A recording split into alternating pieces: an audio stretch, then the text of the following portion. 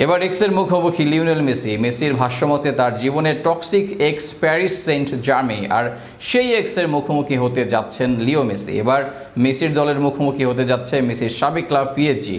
এই মুহূর্তে ইউরোপিয়ান চ্যাম্পিয়নদের মুখোমুখি হয়ে কি প্রতিরোধ গড়তে পারবে মায়ামি, সবকিছু মিলিয়ে বিস্তারিত থাকছে রিপোর্টে।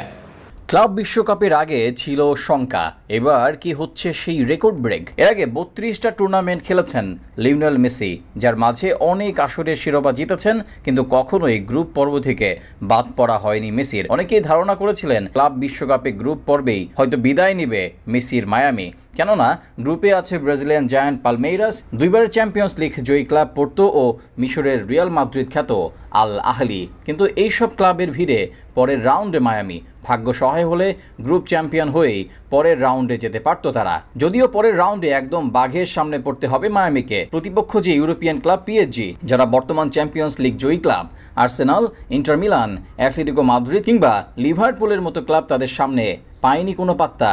এবার সেই ক্লাবের মুখোমুখি হবে মেসির ইন্টার মায়ামি। শুধু মেসিকে নয়, মায়ামি ডিফেন্সের জন্য মারাত্মক থ্রেট হবে এই পর্তুগিজ লেফট ব্যাক। একই সাথে হাকিমিও আছেন ফর্মে, আক্রমণ ভাগে অবশ্য কিছুটা অফ ফর্মে ডুয়ো বারকোলারা, কিন্তু দেমবেলের অনুপস্থিতিতে এই জায়গায় নেতৃত্ব দিয়ে যাচ্ছেন জর্জিয়ান উইঙ্গার কাভিচা কাভারাশকেলিয়া। শেষ ম্যাচে সুয়ারেজের গোল মায়ামিকে তৃপ্তি দিয়েছে। মেসি সুয়ারেজ মায়ামির আক্রমণ ভাগের চালিকা শক্তি। পরের ম্যাচেও এই জুটি জ্বলে উঠুক এমন চাওয়া সবার। পিএসজির বিপক্ষে কিছুটা আত্মবিশ্বাস রাখতেই পারে মায়ামি, কেননা এই আসরে পিএসজিও হেরে গেছে এক ম্যাচ।